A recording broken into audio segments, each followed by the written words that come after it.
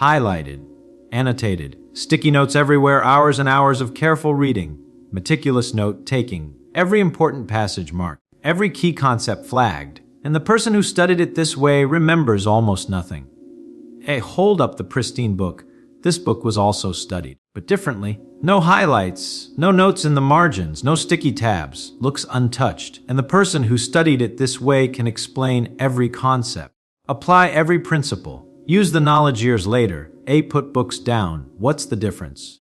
Why does one method create the illusion of learning while the other creates actual understanding? Why do 99% of people waste countless hours using the first approach when the second approach actually works? By direct address, Richard Feynman discovered the answer not through research, through frustration, through watching brilliant students work incredibly hard and learn almost nothing, through seeing people spend years in education and emerge barely more capable than when they started. And what he discovered was simple, devastating, and completely reversible once you understand it. 99% of people make one fundamental mistake when they learn, one error that undermines everything. One approach that feels productive but creates nothing. One habit that wastes more time than any other learning mistake combined. Hi Colleen, and today, I'm going to reveal that mistake, show you exactly what it is, prove that you're probably making it right now, and teach you how to fix it. Because once you see this mistake, once you understand why it fails, you'll never learn the same way again, and everything you study from that point forward will actually stick. Or walk across stage. Let me start with the story that reveals everything. It's 1952. Feynman is teaching physics in Brazil, at the University of Rio de Janeiro, and he's shocked by what he discovers. The students are working harder than any students he's ever seen. Hours every day, reading textbooks, taking notes, memorizing, studying intensively, and they're learning nothing. Build the scenes are not nothing in the sense of not much, nothing in the sense of literally nothing. Zero understanding. Zero capability, zero transfer of knowledge to actual application. They ace the exams, perfect scores. They can recite everything perfectly, but ask them to apply the physics to a real situation. Something simple, something obvious, and they're completely lost. Share his investigation. So Feynman investigates. What's going wrong? These are smart students. They're working hard. They're spending the time. Why aren't they learning? And he discovers something that shocks him. Something so fundamental that it explains not just Brazilian physics education, but most learning everywhere. Cray revealed the mistake. The students are studying words instead of studying reality. They're learning language instead of learning concepts. They're acquiring the ability to talk about physics without acquiring any understanding of actual physics. And they don't even realize they're doing it. They think they're learning physics. They're working hard at learning physics. But they're actually just learning how to say physics words. Over here, make it concrete. Feynman gives them a problem. Light reflects off water at an angle. Explain why using what you've learned about electromagnetic radiation and polarization. The students stare blankly. They've studied electromagnetic radiation. They've studied polarization. They've studied reflection. They know all the terminology. They can define every term. But they can't connect it to actual light reflecting off actual water. Because they never learned to connect language to reality. They learned words, not things. That's a reveal the core mistake. That's the mistake. That's what 99% of people do. That's what you're probably doing right now. You study the language of a subject instead of studying the subject itself. You learn to talk about things instead of learning the things. You acquire vocabulary instead of understanding. Physicists make the distinction. Here's the difference of studying language. Reading photosynthesis is the process by which plants convert light energy into chemical energy through the use of chlorophyll. Studying reality. Understanding that plants are essentially solar panels, capturing light and using it to build molecules. And visualizing that process happening in leaves right now. Continue studying language. The derivative represents the rate of change of a function with respect to its variable.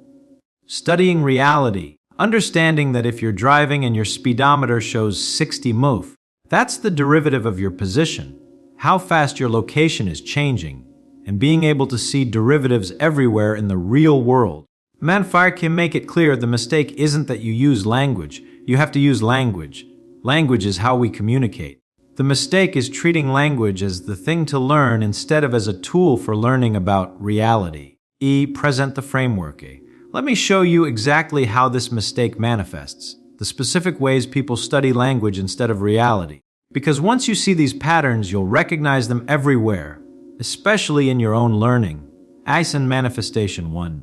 Manifestation 1. Reading without visualizing. Most people read textbooks like novels, words flowing through their mind, comprehending sentences, following along, thinking they're learning, but they're not visualizing what the words describe. They're not building mental pictures of the actual phenomena. They're processing language without connecting it to reality. Make it concrete is a reading about cell division. During metaphase, chromosomes align at the metaphase plate while spindle fibers attach to kinetochores. Processing, that is language, you understand the sentence. You know what each word means. You can repeat the sentence. Processing it as reality. You visualize chromosomes, those X-shaped structures, lining up in the middle of the cell. You see the spindle fibers, like tiny ropes, grabbing onto attachment points. You watch it happening in your mind like a movie. Sheathars make the distinction. One approach learns words. The other learns what words describe. Same time investment, completely different outcomes. Give Feynman example. Feynman never read without visualizing. Every sentence describing a phenomenon, he'd stop and build a mental picture. What does this look like? What's actually happening? How would I see this if I could watch it? That's why his understanding was so deep. He wasn't learning physics language. He was learning actual physics. The language was just a tool for accessing reality. Manifestation 2. Manifestation 2. Memorizing definitions without understanding reference. This is epidemic. People memorize what things are called without understanding what they are. They learn the label without learning the thing the label points to. But I'll actually make it concretus or biology class. Mitochondria are the powerhouse of the cell. Memorize that? Great. What are mitochondria? Not what are they called.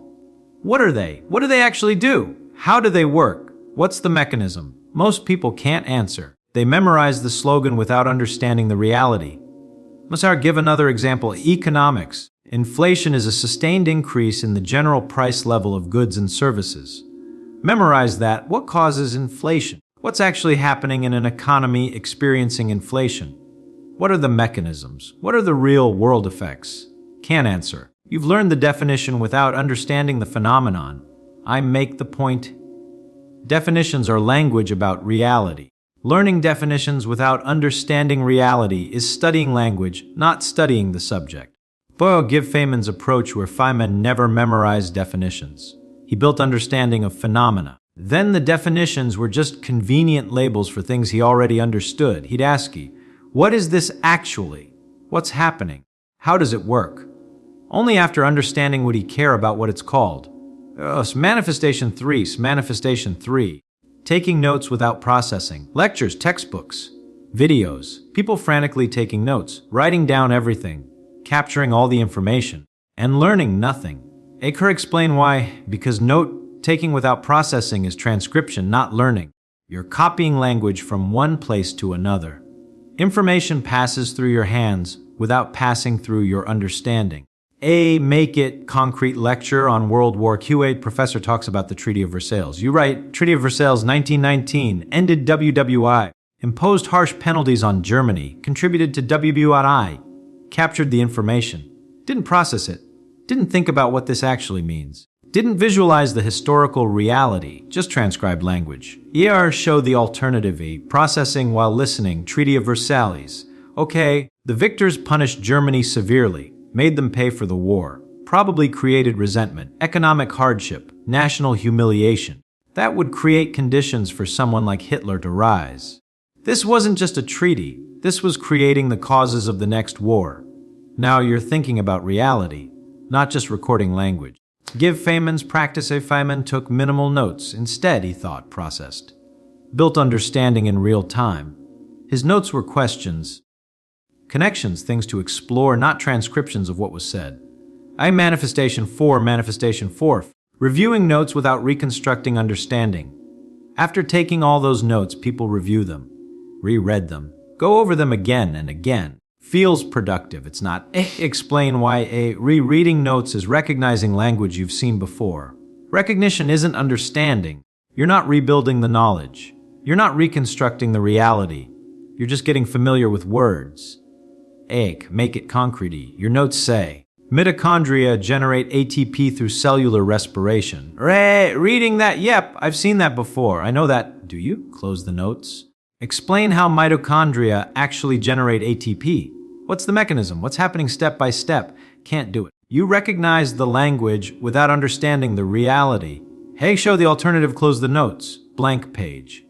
Reconstruct from memory. Mitochondria take in glucose, and oxygen. They break down the glucose through several steps. This releases energy, which they use to make ATP. The ATP then, where you get stuck, that's where your understanding is weak. That's what you actually need to study. Jiv Feynman's method. Feynman never reviewed notes. He reconstructed understanding. Tried to explain concepts without looking. Where he couldn't, he knew he needed more work on that specific thing. A manifestation. 5. The manifestation. 5. Using flashcards for concepts. Flashcards work for pure memorization. Languages, capitals. Takes things that are just arbitrary associations.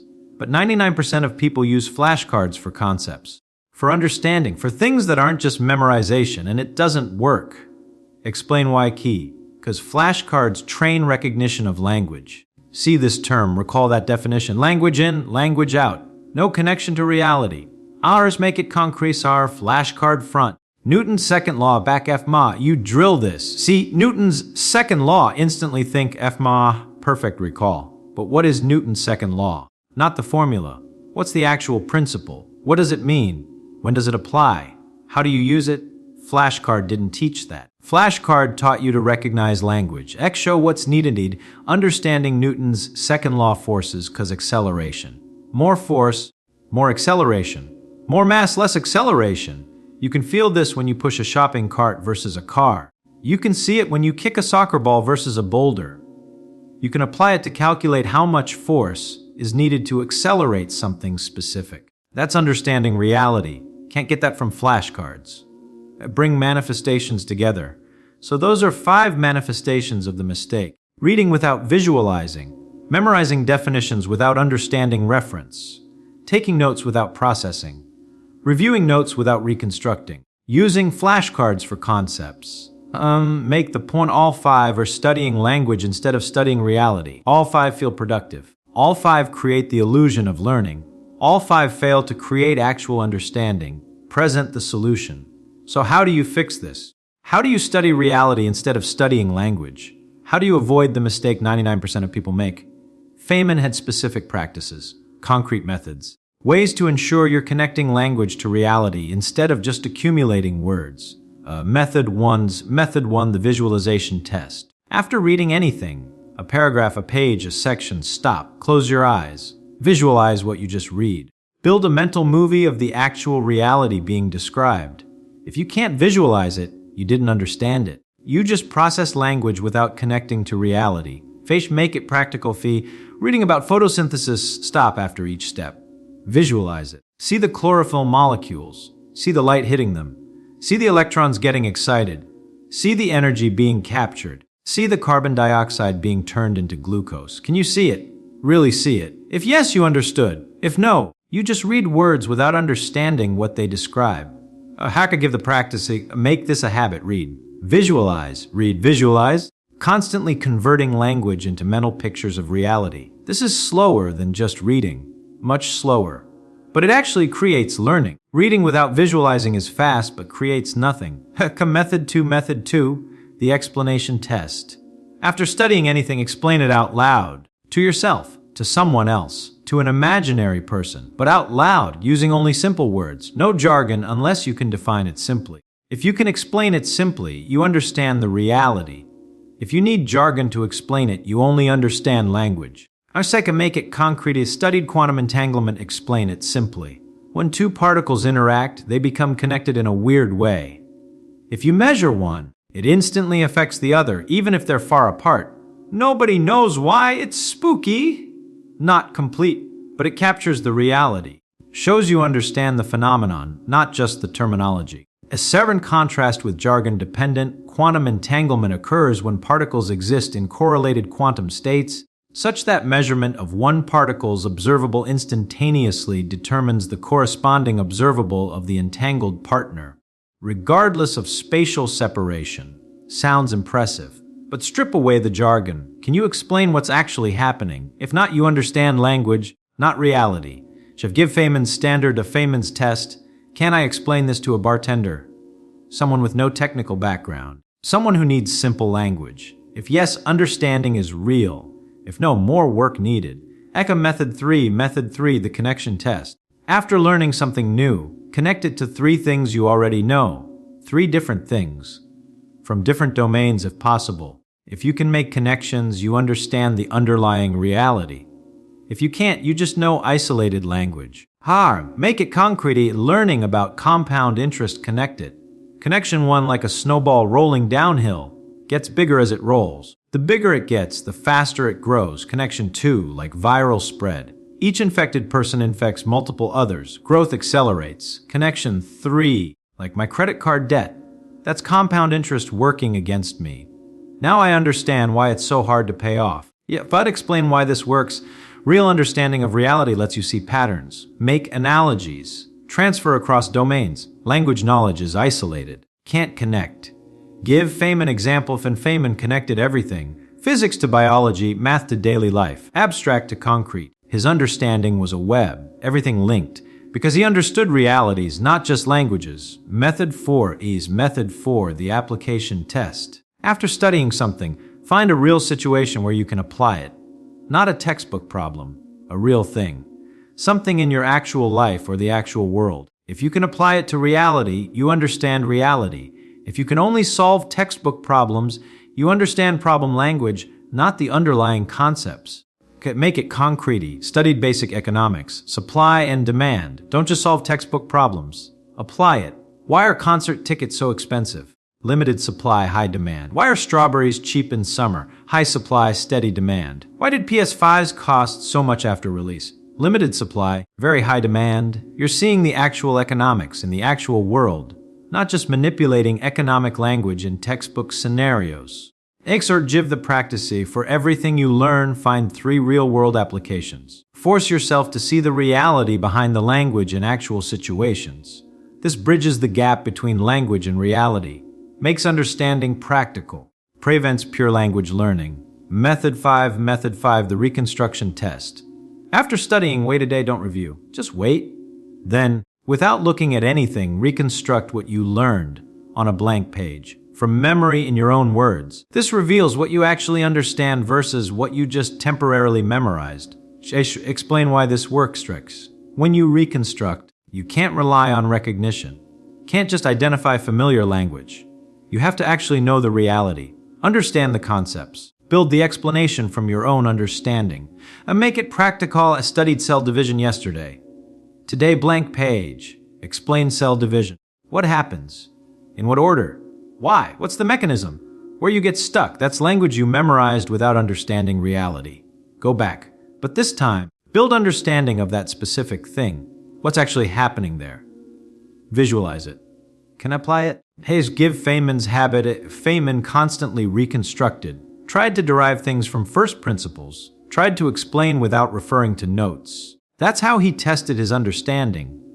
That's how he ensured he knew reality, not just language. Father tell transformation story. Let me tell you about someone who fixed this mistake. Call her Sarah. Sarah was a law student, working incredibly hard, reading cases, taking detailed notes, memorizing precedents, highlighting textbooks, making flashcards, and failing. Not getting it. Couldn't think like a lawyer. Couldn't apply the law to novel situations. Couldn't see how principles connected. Fast the realization. Then she realized she was studying legal language, learning how to talk about law, memorizing case names and terms, but not understanding actual legal reasoning, not seeing the reality of how law works. She was making the mistake 99% of people make. The change, so she changed everything. Stopped highlighting, stopped making flashcards, stopped taking transcription notes, started visualizing. Every case, she'd visualize the actual situation, actual people in actual conflict, actual judges reasoning through actual problems, started explaining out loud in simple words. What actually happened? Why did the court decide this way? What's the principle? Started connecting. How does this case relate to others? What patterns exist? What's the underlying logic? Started applying, saw law in real news stories. Real situations, real conflicts, started reconstructing, closed books. Explained cases from memory. We're stuck, knew what she needed to actually understand. The transformation is 6 months later, different student. Not just better grades, better thinking. She could reason through novel legal problems, see patterns, apply principles, think like a lawyer. Not because she memorized more, because she stopped studying language and started studying reality. Make the universal point. That's available to you. That transformation, that shift from language to reality, that move from 99% who make the mistake to 1% who don't. Address the deeper issue. Now, let me show you why this mistake is so common. Why 99% of people do it. Why even smart people studying hard fall into this trap. Reason wanting, because language feels like learning. When you read textbooks, take notes, make flashcards, you feel productive. You're doing learning activities. You're engaging with educational materials. But feeling productive isn't being productive. Activity isn't learning. Make the distinction. Studying language creates the sensation of learning without the substance. Your brain processes information. Feels like work. Feels like progress. But no understanding is built. Studying reality is slower. Feels harder. Less obviously productive. But actually creates understanding. Fair reason too, because tests often reward language knowledge, multiple choice, short answer, recall recognition. You can pass by knowing language without understanding reality. So students optimize for tests, learn language, pass exams, think they learned, but they didn't. Make the point, Feynman hated this about education. Tests that measured language instead of understanding. Tests you could pass by memorizing words without knowing things. He designed his tests differently, novel problems. Situations requiring understanding. Applications you couldn't pass by just knowing language. Reason 3. Because studying language is comfortable. Studying reality is uncomfortable. Language is familiar. Reality requires visualization, connection, application, mental work that feels difficult. So people default to comfortable. Read, highlight, review. Recognize all comfortable, all language focused, all ineffective. Make the challenge. Real learning requires discomfort. Requires effort, requires doing things that feel hard. But that discomfort is learning happening. That difficulty is understanding being built. Press our walk to center. So here's what you need to understand. 99% of people make one fundamental mistake. They study language instead of studying reality. Einthak's direct statement, and that mistake, that one error, wastes more learning time than anything else. Thousands of hours spent studying, minimal understanding created. Because all that study focused on language, not reality. The solution is study reality, not language about reality. Reality itself. Visualize what language describes. Explain without relying on jargon. Connect to things you know. Apply to real situations. Reconstruct from understanding. The promise to do this, and everything changes. Hours of study create actual understanding instead of temporary familiarity. Knowledge sticks instead of disappearing. Learning becomes usable instead of just recitable. A final challenge. So here's my challenge. Pick something you're studying right now. Something you've been working on, using traditional methods, reading, highlighting, taking notes, reviewing. Stop. Ask yourself, am I studying language or studying reality? Am I learning to talk about this thing or learning the thing itself? Continue then change. Use the 5 methods. Visualize what the language describes. Explain it simply without jargon. Connect it to 3 other things. Apply it to real situations. Reconstruct it without looking. Make the prediction. You'll immediately feel the difference between processing language and understanding reality, between feeling productive and being productive, between studying and learning. Final statement, and not 99% of people study language instead of reality. That's the mistake. That's what wastes their time. That's why they work hard and learn little. Pauses. Don't be the 99%. Study reality, not language. That's what Feynman did. That's how smart minds actually learn. Thank you. That's your BT, and if you want to understand more about how Feynman learned, the specific techniques, the detailed practices, the actual methods for connecting language to reality, do me a favor, like this video and subscribe to the Mind of Richard Feynman channel. We're exploring how to actually learn, how to study reality instead of language, how to build understanding that lasts. Join us. Let's avoid the mistake 99% make. See you in the next one.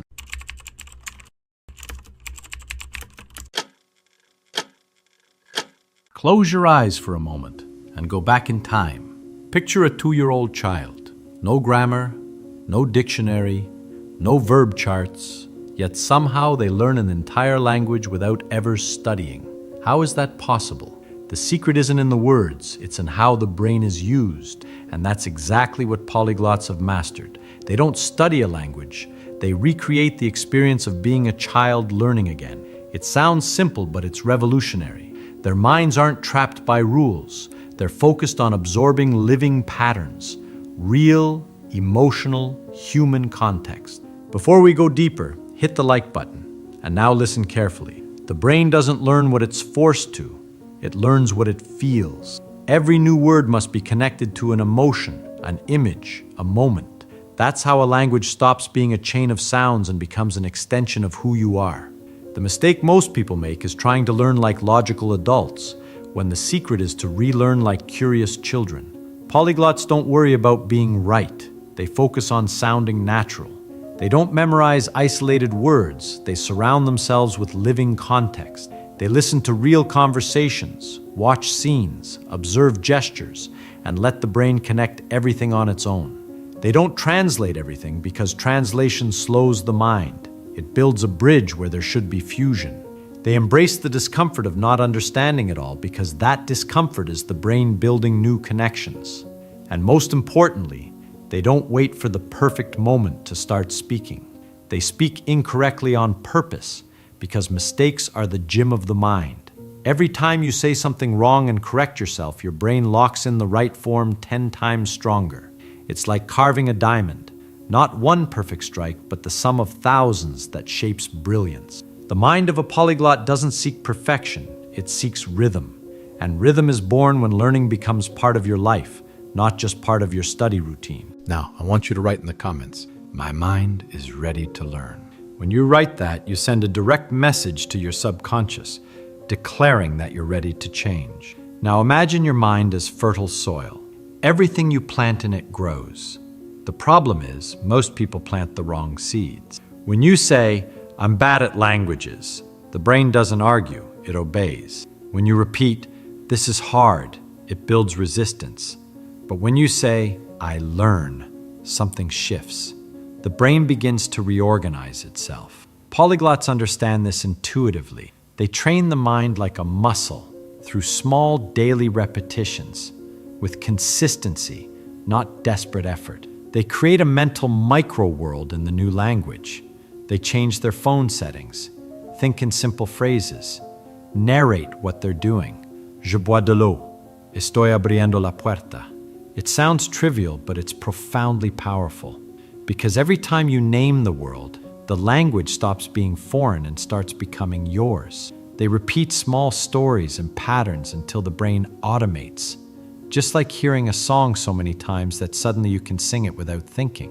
They use what's called massive comprehensible input, consuming material just slightly above their level, listening and watching until the language feels familiar. School taught you to fear mistakes, but the brilliant mind uses them as a map. This isn't about memorizing phrases. It's about creating sensations. When learning becomes sensory, language stops being studied and starts being lived. And here lies the difference that changes everything. Schools teach you to understand a language, but polyglots learn to think inside it. When you think inside a language, it's no longer translation. It's pure thought. At that point, you're not speaking French, Spanish, or any other language. You are French. You are Spanish as you speak. That's what awakens the brain, the feeling of, "I'm inside this." That's why some people learn in months what others take years to grasp. Listen to me carefully now, because this is where learning stops being effort and becomes intelligence. There's a principle few people know, and it completely changes how the brain locks a language in place. You only truly understand something when you can explain it simply. I call this the reverse teaching method. Polyglots do this instinctively. They learn a new structure, for example, j'ai attendu, and instead of just repeating it, they try to teach themselves what it really means. They think, this is like saying, I've been waiting for a while, but look how this language builds time differently. Interesting. In that instant, the brain stops repeating and starts reorganizing the logic of the language. That's where learning becomes irreversible. When you explain something, even if it's to your reflection, you're forcing your brain to build new connections, to translate chaos into clarity. The result? You stop memorizing and begin understanding from the inside out. That's the difference between speaking a language and thinking in one. If you want to apply this in practice, start small. With every new word or phrase, create a tiny explanation. Speak out loud, even if it feels strange. Imagine you're teaching someone invisible in front of you.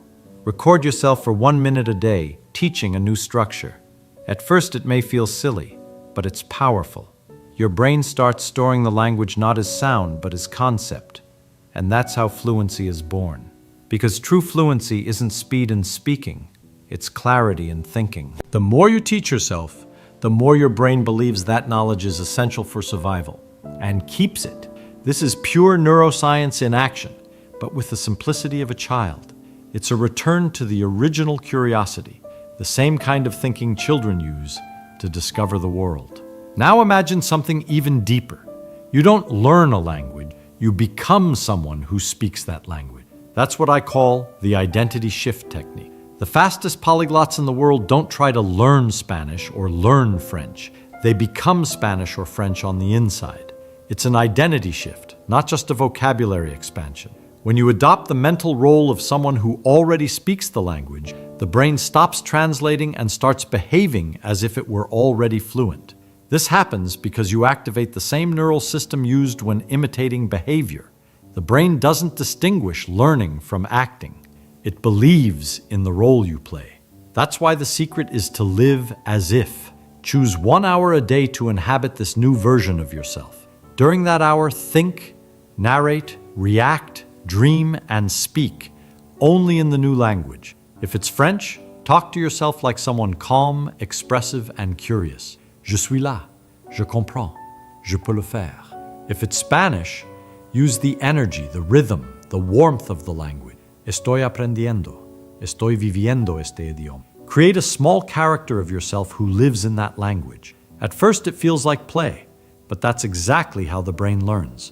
It must believe before it can master. The more time you spend being this version of yourself, the more natural the language becomes. Fluency comes long before perfection, because the brain begins to recognize the language as part of your identity. Listen to me carefully now, because this is the moment where everything connects, the point where learning stops being technique and becomes transformation. When you combine the identity method with reverse teaching, language stops being something you force and becomes something that shapes you. Every new phrase you understand is an expansion of consciousness. Now imagine that you wake up tomorrow and truly decide to learn a new language. No empty promises, no lists of words you'll forget in 2 days. I want you to understand how the brain actually creates fluency. The first step is meaningful exposure. Choose a real theme from your life, something that awakens curiosity in you. It could be cooking, philosophy, travel, anything. Then find a short 1-minute audio or video in that language. Listen without trying to translate. Let your brain get used to the sounds, the rhythm, the unknown. The secret is to listen to the same content over and over until the strangeness disappears. The second step, repeat out loud. Even if you get it wrong, sound repetition creates new connections in the brain. If possible, record your voice. This isn't vanity, it's neurotraining. The brain needs to hear itself to recognize the language as its own. The third step is what I call the pattern of the day. Choose one simple structure and use it in real situations. For example, je suis à la maison, estoy en casa. Then transform it.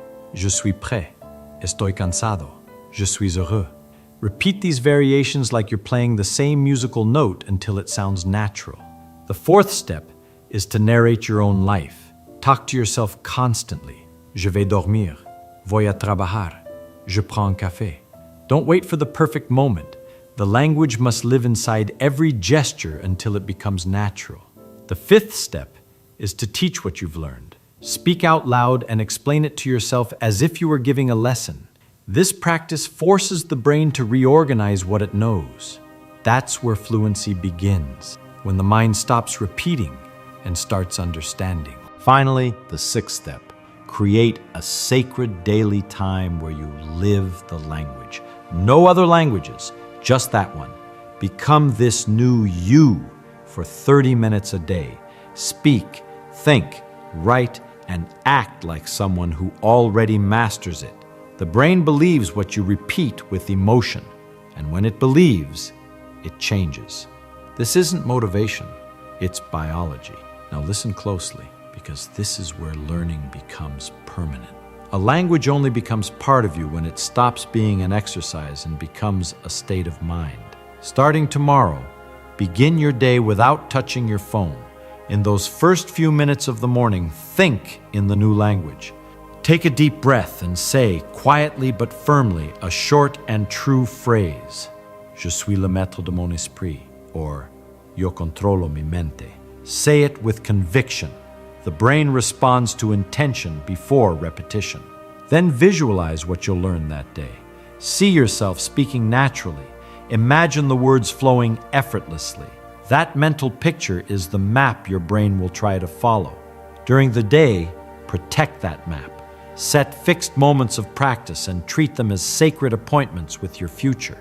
Turn off distractions, shut the world out, and dive into the language. Repeat, make mistakes, laughing, but don't stop. Every time you move through discomfort, the brain recognizes that knowledge as important and strengthens it. At night, before sleeping, spend 5 quiet minutes reviewing what you've learned. Don't read or write, just think in the language. Let the sentences echo in your mind like background music. Your brain will keep learning while you sleep, reorganizing and reinforcing what you practiced. This is true discipline, repeating with presence, not obligation. And remember, the language itself is not the final goal. It's the path that leads you to expansion, clarity, and confidence. When you master a new language, you're not just learning to speak to others, you're learning to speak with new versions of yourself. To speak another language is ultimately to discover how many worlds already live inside you. Learning a language is in truth a training of perception. The brain begins to see the world from another angle, and that changes everything, even the way you think about your own life. When you start to think inside another language, you discover that certain emotions exist only within specific words. French teaches you the art of subtlety. Spanish reveals a kind of intensity that English sometimes hides. You're not just memorizing sounds, you're becoming more human. And that's why people who master languages are never the same afterward. They develop empathy, creativity, and mental flexibility. Because every language is a window into a different way of feeling. And the more windows you open, the freer you become. Polyglots aren't just people who speak many languages. They're people who feel in many frequencies. That's true genius. Not memorizing, but expanding perception. When you embrace discomfort, when you speak even without certainty, when you persist even without perfection, the brain understands what's happening. It realizes you're serious. And when the brain recognizes commitment, it changes levels. It begins to prioritize that learning, to process it while you sleep, to build bridges between memories. That's why one day suddenly you wake up and realize you're thinking in another language, effortlessly, without translation, without even noticing. That's the moment when a language stops being something you learn and becomes something you are. Leave a like if this message resonated with you, and make sure to subscribe to the channel right now. Here you'll learn to train your mind in a way schools never taught you. Simple, powerful, and transformative. And write in the comments, "My mind is ready to learn." That simple phrase is more than a comment. It's a reprogramming. Keep learning, even when no one is watching. True transformation doesn't happen in front of cameras. It happens in the silence of those who practice every day. And before you know it, you'll realize you didn't just learn a new language. You learned how to speak with the infinite inside you. Thank you for watching until the end. Take care, and I'll see you in the next video. Well, the first thing I have to tell you is that you probably have some picture in your head about what antimatter is, and it is probably not quite right. Most people think antimatter is just regular matter with something flipped around. like a mirror image.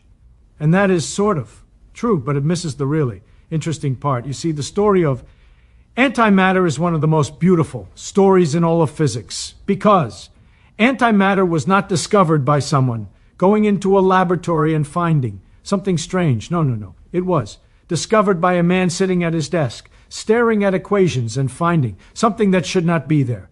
Here is what happened.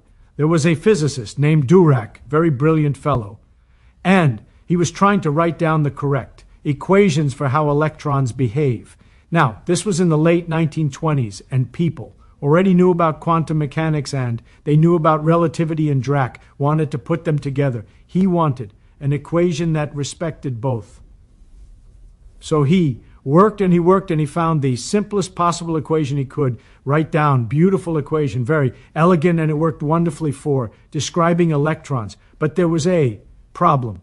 The equation had solutions that made no sense. There were solutions with negative energy. Now, what does that even mean? An electron with negative energy. It sounds like nonsense. And most people would have thrown those solutions away and said, well, the math gives us some garbage. We just ignore the garbage. But Dirac did not do that. Dirac took the crazy answer seriously. He asked, what if these solutions are trying to tell us something? What if nature actually uses these strange solutions?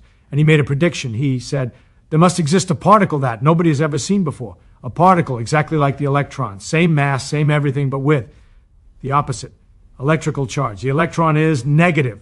This new particle would be positive. He called it the anti-electron. We call it the positron now. And you know what? A few years later, a fellow named Anderson was doing experiments with cosmic rays, particles that come raining down from outer space. And he found it. He found a particle that curved the wrong way in a magnetic field. It had the mass of an electron, but it curved like it had a positive charge. The positron was real. Dirac predicted it from pure mathematics, and there it was. Now this opens up a whole question. If the electron has an antiparticle, what about the other particles?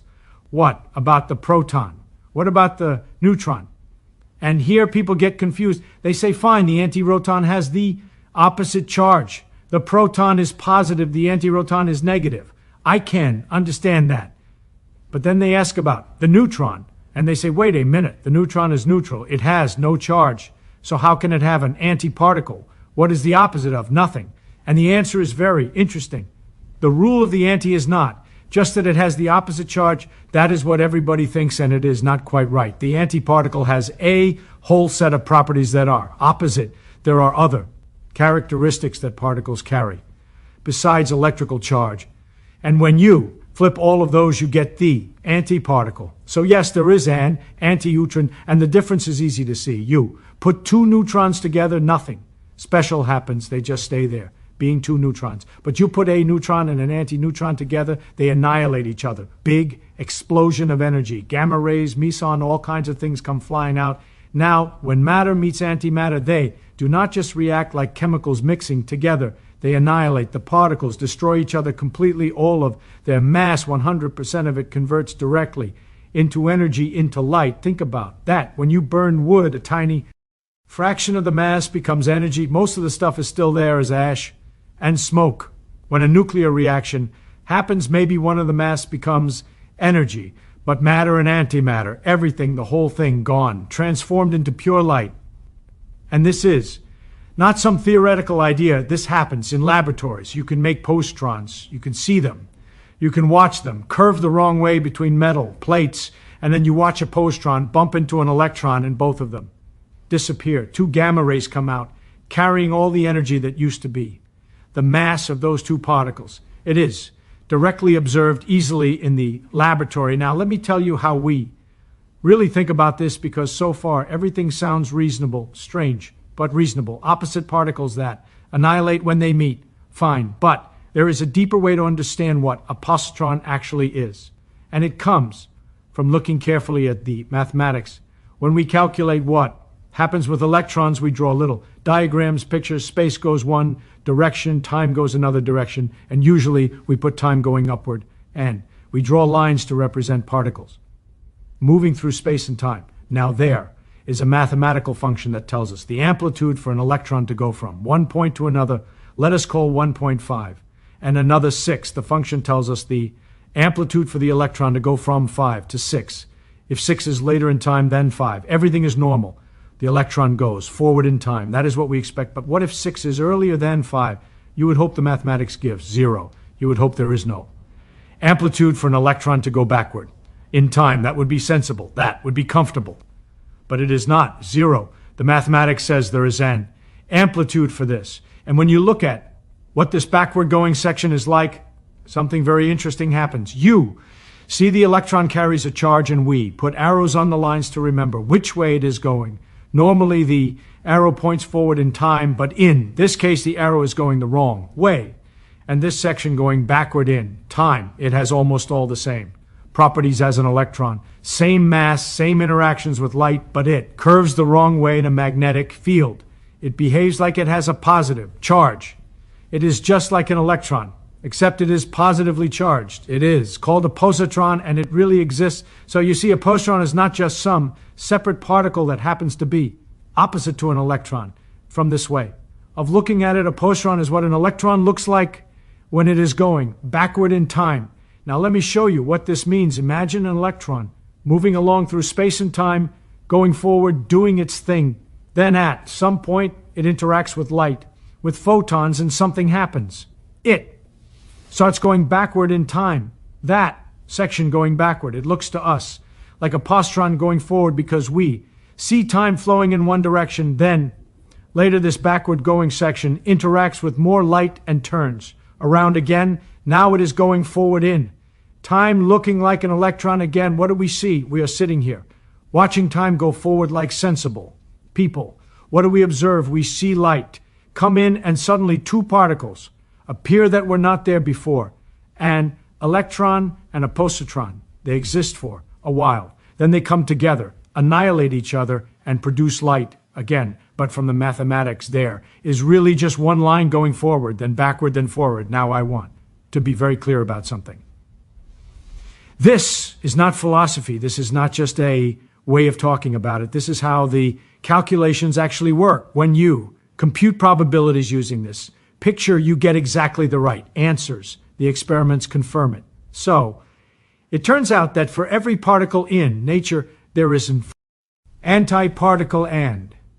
They are connected through this mathematics of going forward and backward in time. Anti-roton exist, and a proton and an antiproton can come together and annihilate each other, just like the electron and positron. Now here is something practical. When a positron is actually made in the laboratory on Earth, it does not go very far before it disappears. Why? Because the world is full of electrons. The walls are made of atoms, and atoms have electrons in them, so the positron wanders around, bumps into an electron, and they annihilate, gone. 2 gamma rays come out. But if you are clever, you can keep them. You can make positrons go around in a circle using a magnetic field. Keep them away from the walls. Do not let them touch any electrons.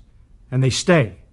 They stay and they stay and they stay for days, going around in a circle untouched by human hands. In fact, we do experiments by speeding up positrons going around in a circle to very high energy and making electrons go in a circle in the opposite direction, and we look at what happens when they collide with each other. New particles come out. It is one way we discover things. So there is nothing different about a positron than an electron. They are completely symmetrical, same mass, same behavior, except for history, except for the fact that our laboratory, our world, has a lot more electrons than positrons. We have an excess of electrons. Why? Nobody knows.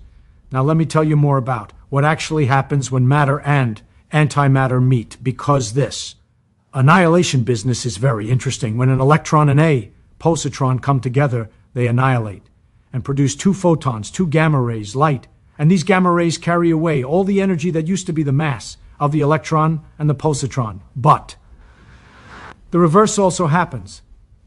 And this is very important. If you have a photon with enough energy, it can turn into an electron and a positron, a pair. Out of light, you get matter and antimatter. Think about what this means. Energy can become matter.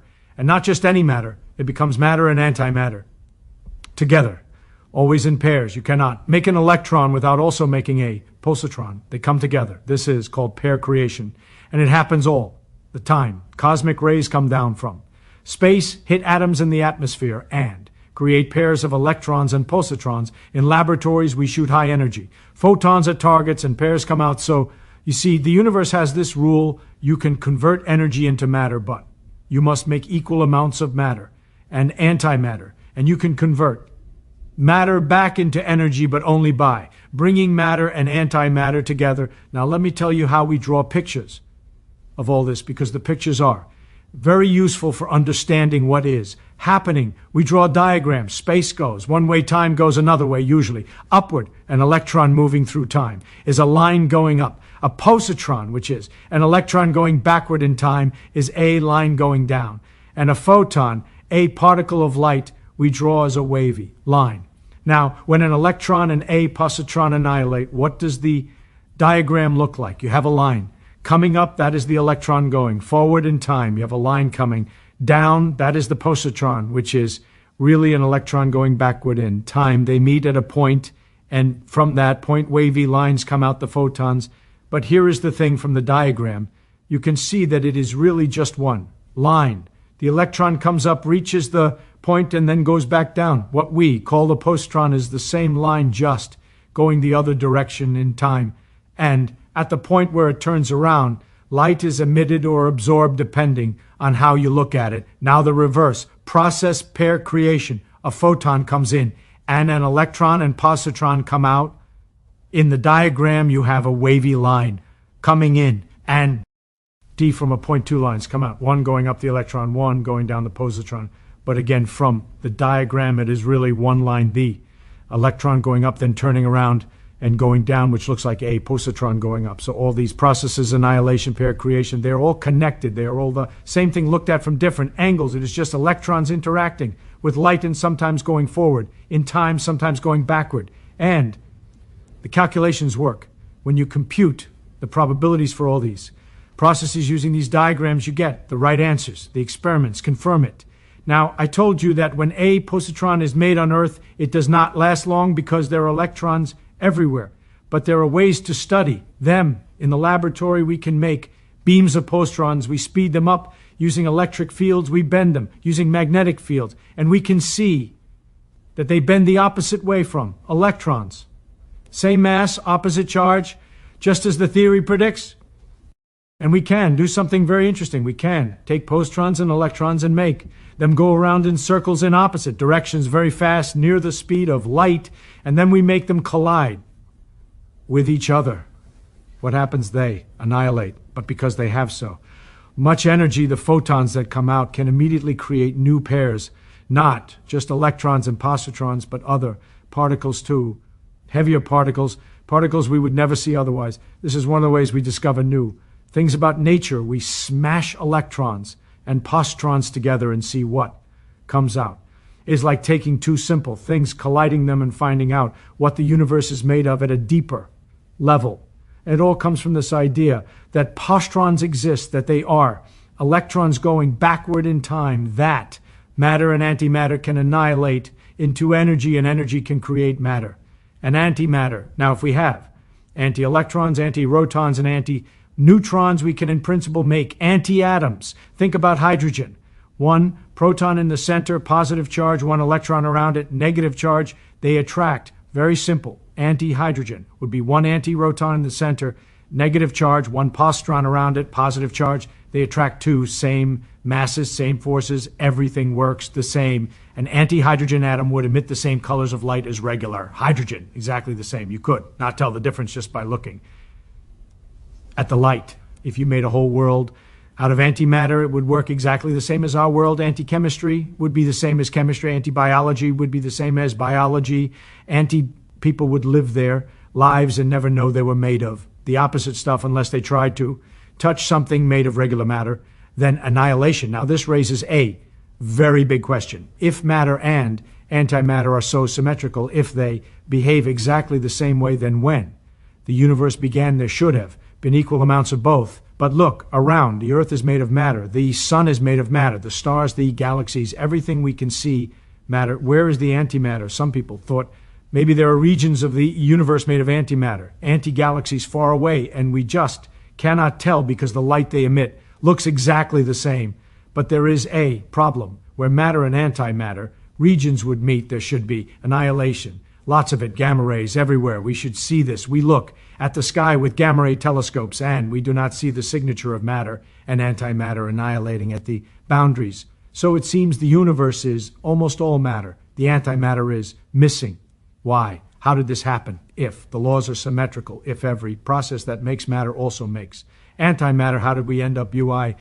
The more matter? There must be some slight asymmetry, some tiny difference in the laws that we do not fully understand, something that made a little more matter than antimatter in the very beginning. And then what happened? All the antimatter found matter to annihilate with. Almost everything was destroyed, turned into light, but there was a little bit of matter left over, that tiny excess, and that is us. That is everything. We are the leftovers. Everything you see, every star, every planet, every person, we are the small residue that survived the great annihilation at the beginning of the universe. What is that asymmetry? Where does it come from? Nobody knows. This is one of the big unsolved problems. You know, this is how physics is. You discover something beautiful. Antimatter exists. Positrons are electrons going backward in time. Matter and energy can convert into each other. Wonderful. And then you find something you cannot explain. Why is there more matter than antimatter? The universe does not tell us. Not yet. But we keep looking. We do experiments. We smash particles together and see what comes out. We look at the sky. We write equations and see what they predict. And maybe someday somebody will figure it out. Maybe some young person will see something we all miss. That is how it works. That is science. What we know is already remarkable. That there is such a thing as antimatter, that it was predicted from pure mathematics before anyone ever saw it, that every particle has an antiparticle that you can create.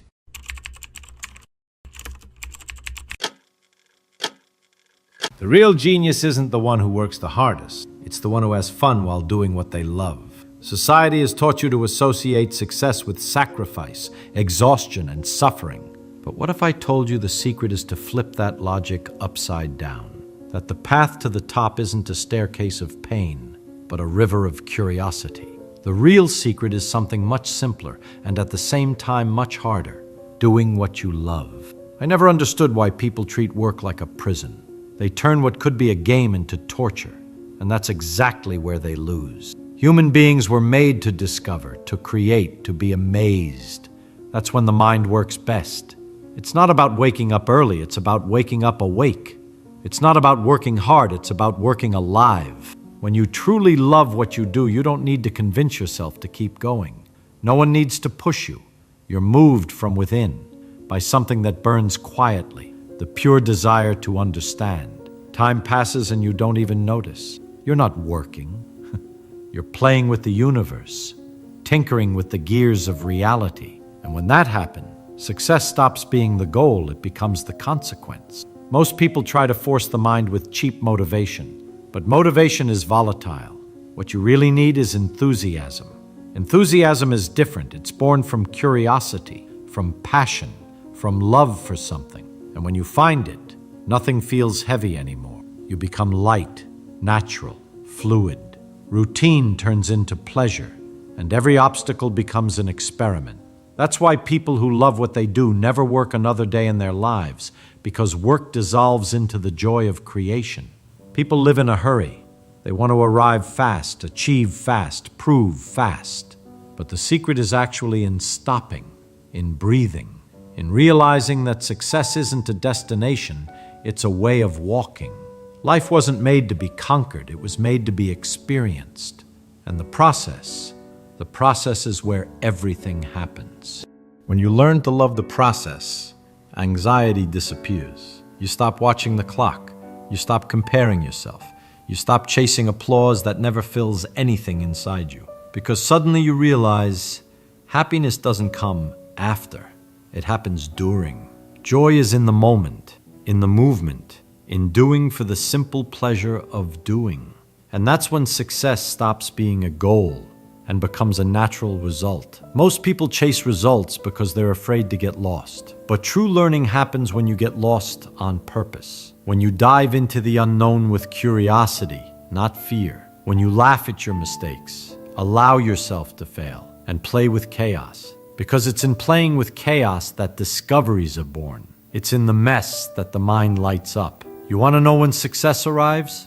When you forget about it. When the joy of doing is so great that the outcome no longer matters. When the simple act of creating, studying, teaching, or understanding is already enough to feed your soul. The reward isn't at the end. It's found along the way. And that's why those who learn to love the process never work another day in their lives. So look at what you do. Don't ask, how much will this give me? Ask, how does this make me feel? Because if what you do ignites something inside you, if it wakes you up, makes you lose track of time, then success has already begun. Everything else, fame, money, recognition, will come naturally as a reflection of your own joy. People talk a lot about discipline as if it were a prison, a battle against yourself. But real discipline has nothing to do with that. The kind of discipline that transforms you comes from love. No one needs willpower to do what they love. No one needs to force themselves toward what inspires them. Motivation fades, but love sustains. When you love the process, effort disappears. You wake up with energy, not because you have to, but because you want to dive deeper. Fatigue still exists, but it doesn't defeat you, because what you do has meaning. Love gives you direction, curiosity gives you energy, and discipline becomes natural. And when discipline becomes natural, success becomes inevitable. Stop fighting what you do. Start falling in love with it. Passion is the most intelligent form of discipline there is. It's the flame that never goes out. Now pay attention, because there's a kind of noise that almost no one notices, but it controls the minds of nearly everyone. It's the noise of comparison. People spend their whole lives trying to prove something, and that's exactly why they never feel complete. They look sideways instead of inward. They want to be admired, not fulfilled. And that's the loudest noise of the modern mind. They want the car, but not for the freedom it brings. They want someone to look and say, wow. They want the expensive watch, but don't care about time. They want the big house, but spend the whole day away trying to pay for it. It's a race without a finish line, and the faster they run, the less sense it makes. The truth is, hardly anyone is really living. People are competing for attention, not for purpose. They're fighting to see who can fake it best. And the more they listen to the world's noise, the less they hear their own mind. They live to be seen, but forget to exist. And what's worse, they call that success. The problem is the noise is addictive. Tiny doses of approval keep you dependent. But in the silence you feel the emptiness. And that's why almost no one can stand it. Because silence shows who you are without the applause, and that terrifies people. But that's exactly where freedom begins. When you stop needing to be seen. When you realize that your peace is worth more than your image. So start ignoring the noise. Ignore the eyes of others. Ignore the market, the trends, the need to seem smart. All of that is distraction. The only sound that matters is the one that comes from your own conscience. When you're silent, doing what you love, the right way. Everything else is just echo, and no echo ever built a thought. The day you truly understand this, everything changes. You stop running. You stop trying to prove, to compete, to follow the current. Because you realize that real power lies in doing things for the right reason. And the right reason is never applause. It's the quiet satisfaction of knowing that you're in control of your own mind. Most people live as if there's an invisible audience judging their every move. But the truth is, no one's watching. Everyone's too busy trying to look good themselves. So why waste your life trying to please people who aren't even looking? The time you spend trying to impress others is the time you lose being impressed by life itself. Freedom begins the moment you decide to silence the world and listen to what truly matters. When your joy comes from what you do, not from what others say about it. When your focus returns to what's essential, to learn, to create, to discover, to understand. That's the point when work stops being work and becomes expression. When effort turns into curiosity, and success becomes nothing more than a natural consequence. It's simple. Stop chasing the next round of applause and start chasing the next idea. Stop running after approval and start running after understanding. Because when you do what you love, truly love, the world stops being a stage. It becomes a laboratory. And that's when you stop pretending to live and start experimenting with life itself. Ignore the noise. Don't try to be better than others. Try to be more real than you were yesterday. Because in the end, The ones who win aren't those who have the most or seem the most. It's the ones who live with purpose, who think for themselves, and who find meaning in the simple act of existing. That's the secret to never working another day in your life. To love what you do so deeply that the line between living and working disappears. Everything else is just noise, and noise teaches nothing. Before you go, I want you to comment something down below. What's been distracting you from what really matters? Write it honestly. That's what builds a community of free minds. People who think, who question, who challenge themselves. And if you made it all the way here, congratulations. Very few do. Most people stop halfway, the moment the video stops entertaining and starts confronting. But you stayed, and that says a lot about who you are. So don't forget to leave a like, subscribe, and turn on notifications so you don't miss the next reflection. Stay curious, keep learning, and above all, keep listening to the one thing the world keeps trying to silence: your own truth.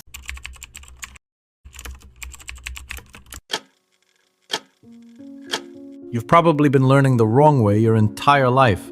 Since we were children, we've been conditioned to believe that the more we study, the smarter we become. But what if I told you that this is the biggest mistake in modern education? That in fact, the more you study, the less you truly understand. The human mind has a strange flaw. It confuses repetition with understanding. You read something 10 times, listen to someone explain it, repeat the words, and you feel like you get it. But the moment someone asks you to explain it out loud, it vanishes like smoke. The truth is, learning isn't about filling your head with information. Learning is about rebuilding reality inside your mind. And that only happens when you try to explain something in your own words and realize you can't. That's the moment your brain wakes up. Most people run away from that discomfort. They prefer the illusion of knowing rather than the pain of realizing they don't. But those who truly learn, they face the confusion. They start piecing the puzzle together one thought at a time. And here's the secret. The fastest way to learn anything is to stop trying to learn fast. Because real learning isn't about speed, it's about depth. When you learn slowly, each idea has time to sink in. That's the art of giving your mind the exact time it needs to become brilliant. But the mind has a tragic flaw. It believes that thinking about something is the same as learning it. That's why so many people live trapped in a quiet cycle. They study, memorize, collect theories, yet stay exactly the same. Pay attention. Your brain has a limited amount of conscious energy. Each new idea, each rule, each formula takes up a small part of that mental space. Now picture your brain as a drain. Yes, a drain, where knowledge must flow through before it turns into understanding. When the flow is light, it works perfectly. You pour in one idea at a time, the water runs smoothly, and what settles at the bottom is clear, stable understanding. But if you pour everything at once, dozens of theories, formulas, videos, techniques, the drain starts to clog. The water can't go down. It builds up, overflows, and you drown in the excess. That's exactly how the brain reacts to theoretical overload. It tries to process everything, but it can't turn raw information into structure. And when the mind doesn't have time to organize what it received, it starts shutting down. You feel tired, foggy, forgetful. It's not stupidity. It's a mental traffic jam. Learning is movement, a dance between input and output. You receive an idea, reflect on it, practice, test, fail, and then finally, you understand.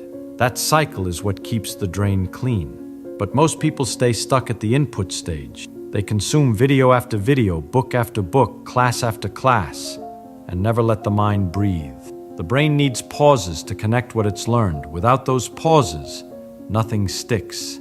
It's like trying to pour an ocean into a glass. No matter how much you add, it always overflows. So here's the truth no one told you.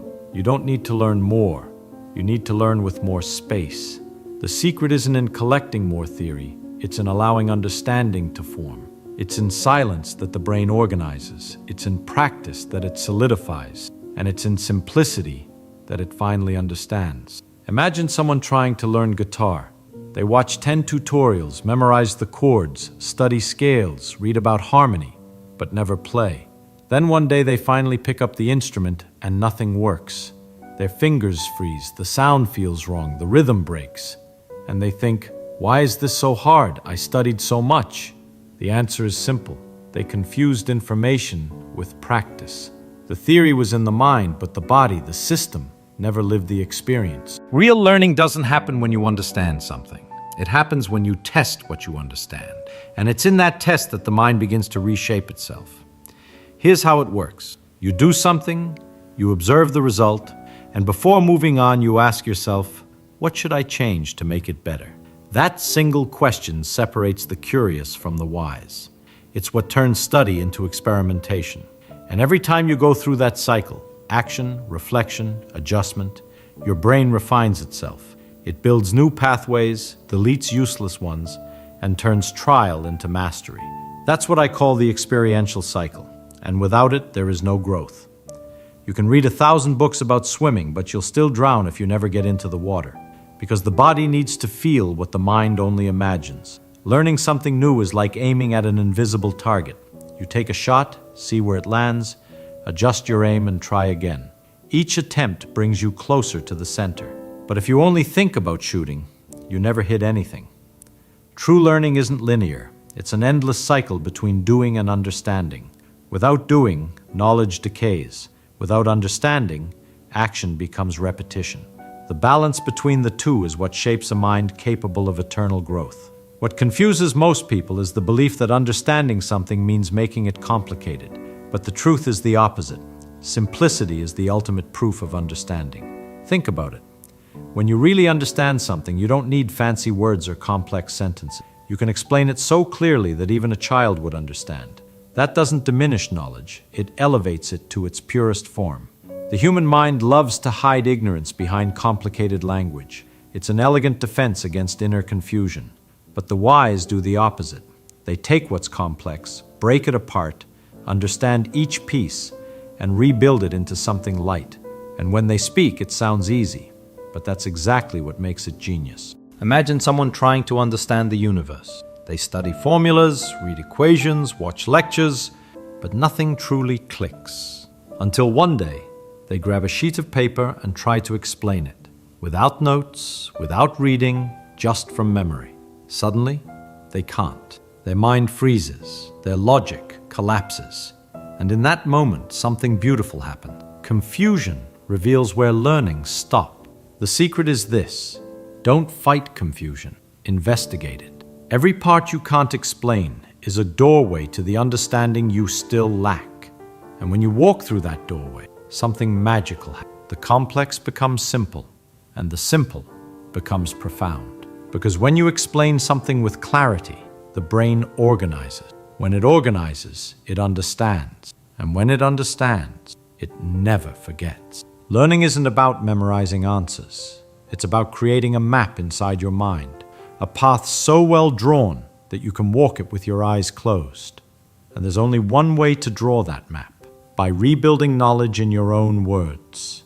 Not the words of a book, yours. True learning doesn't happen when you understand something.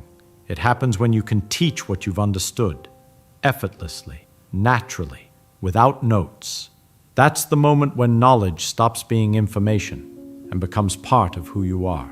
There comes a moment when the mind, tired of trying to sound intelligent, simply understands. No more effort, no more noise. The confusion dissolves and everything suddenly feels obvious. As if the knowledge had always been there, waiting for you to clear away the excess. That is the moment of clarity. And it's more powerful than any degree, technique, or title. When you reach clarity, learning stops feeling like a burden. It becomes natural, like breathing. You no longer have to force your brain to remember, because what is clear never fades. The mind stops fighting the content and starts playing with it. And in that state of lightness, true genius is born. Think of someone who works with purpose. They don't look like they're studying, they're just doing. But behind the simplicity of their action lies a deep understanding. That's the difference between the student who repeats and the one who creates. The difference between the noise of knowing and the silence of mastery. Clarity is a form of freedom. When you understand the essential, the unnecessary loses its power. You stop chasing 1,000 techniques and start walking confidently in one direction. And that direction changes everything, because focus is the opposite of chaos. And focus is born from simplicity. The ordinary mind gets lost trying to learn everything. The wise mind chooses what truly matters. And that choice transforms not just learning, but existence itself. When you truly understand, the world slows down. The noise around you fades. You no longer feel small in front of complexity because you've learned to see the structure behind the chaos. In that moment, the mind stops being a labyrinth and becomes a window. Everything that once felt complicated becomes simple. And everything that once felt distant becomes reachable. Learning stops being effort, it becomes a state. You start to see patterns, connections, ideas. Creativity appears, not as effort, but as a natural consequence. Because when the mind is organized, life organizes itself too. In the end, it all comes down to one simple truth. Learning for the sake of learning is a waste of time. Because knowledge that never becomes action dies inside the mind. You don't need to study more, you need to study better. The human mind isn't a warehouse of theories. It's a living system.